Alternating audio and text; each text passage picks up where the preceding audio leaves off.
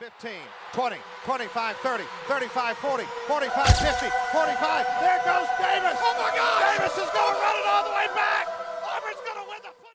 What's up, kinfolk? Welcome back to Bubba and the Old Man. You know, we got some interesting news. Around 7:30, Jackson Arnold shows up to campus at Auburn. On another note, I went over to the Mississippi State 247 board, and there was a full meltdown happening.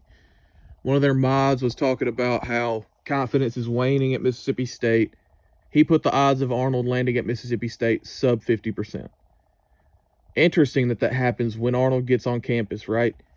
I think there's a big push being made here. It's interesting, you know, because you kind of got this inkling when you read the story that was put up on 3 after Murphy's visit. He left without committing, that he may have been ready to commit, did not commit, seemed ready to commit. Arnold visits that day. You know, you connect the dots, and it seems like Arnold's the first option. Do I like that? No. I would have taken the second Malik Murphy looked like he was ready to commit. I would have handed him all the cash and told him where to sign, right? That would have been my move. I am not the head coach of Auburn. I do not have the experience Hugh Freeze or Ken Austin do in evaluating quarterbacks. They obviously know more than I do. When you watch Arnold on tape, right, it is clear and obvious why, you know, they like this kid so much. Really good athlete. Really good arm talent. Not Malik Murphy level, but really good arm talent. Operates quick game really well already at this point in his career. Operates the RPO really well this early in his career. The ability to escape pressure. The ability to be used in the designed quarterback run game. Reads the mesh point really well. Arnold obviously had his struggles last year at Oklahoma. The talent level between the two is similar. The production level has not been. Obviously, Malik Murphy has been the much more productive quarterback. He had a really good year at Duke last year. Really good might be overstating it. He had flashes, big-time flashes last year at Duke. I think he broke the passing touchdown record at Duke. I could be wrong about that. Threw for about 3,000. Completion percentage was a little low, threw 12 picks. So, you know, in games he looked good to me. Really good to me. But obviously, like I said, that's not me. So, it's not my decision. Jackson Arnold, at first, when it came out that Auburn had interest, I thought he was pretty far down the board probably, and I was not very interested. But I decided, what the hell, you know, there's all these games that have been re-uploaded on YouTube. I'll watch some. I watched the LSU game. There were flashes in that game that I really liked. So then I went and I watched the Missouri game, which I got about halfway through. It was meh. Ole Miss, probably his best game of the year. If you get that guy and just improve what he can improve and you develop him, yes, you've got a guy. The issue is that was once. Now, throughout the rest of the year, he played fine, right? He obviously struggled against Houston and struggled against Tennessee. After he came back, he cut down the picks to 0. Still fumbled, which was wild. He had like 10 fumbles this year, which is crazy. So I got so many thoughts going through my mind. I don't have a paper out that I wrote down my notes on like I used to. Kind of just straight off the dome right now.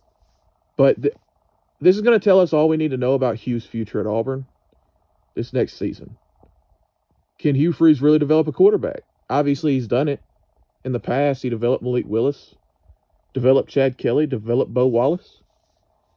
This is going to tell us, you know, is he still that dude where he stated, I develop quarterbacks, I turn programs around quickly. All right, this is year 3.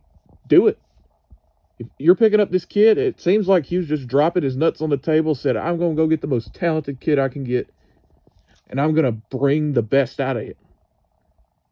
And you better be fucking right, dude.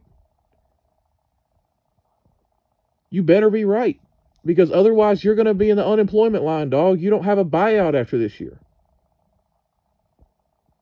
You know what I mean? There is no safety net. You better get 8 minimum. So this decision, this is your career decision. This is your career-defining Auburn decision. This is the pivotal pickup this offseason. Obviously, offensive line. Obviously, that is very close to as important to the team as Jackson Arnold is, or whatever quarterback we pick up is. But in terms of career-defining Auburn moment, if you do not have quarterback production in the SEC, you cannot win. Gone are the days of Jake Coker winning a national championship. Gone are the days of Blake Sims going on a playoff push. Those don't exist anymore. You need to have high-level quarterback production. Or you need to have Ashton Jean T and be in the Mountain West, basically. That's the point here. I'm not going to sit here and act like Jackson Arnold was his first decision all along. I think there were options in the portal, like a John Mateer or guys that didn't hit the portal like John Mateer. You know what I mean? Like those types of guys, high-level potential transfer quarterbacks that just didn't enter. But in terms of guys in the portal, you have a 1-year starter in Malik Murphy that has shown the ability to win games and has shown the ability to have an effective passing game. You're taking a big risk here. This is a major risk that you're taking on, yes, a very talented kid. The whole idea that this kid just sucks that I had that idea before I watched him play. This whole idea that this kid stinks and he can't play and, oh, God, we're paying this kid way too much money. The kid can play, yes. Can he play and get you 8 wins with this team? I don't know. Hugh Freeze better get him on the fast track of development. Starts in spring. We'll see how he looks at A-Day. That's going to tell us something. And rolling into next year, you have a manageable schedule. You have a good shot at 8 wins next year. But if you're wrong, if he's wrong, he's gone. That's clear. That's my opinion on it. I'm fine with it, but I'm just saying, man, you better be right. Where are you? Selena, go! Oh. Stop!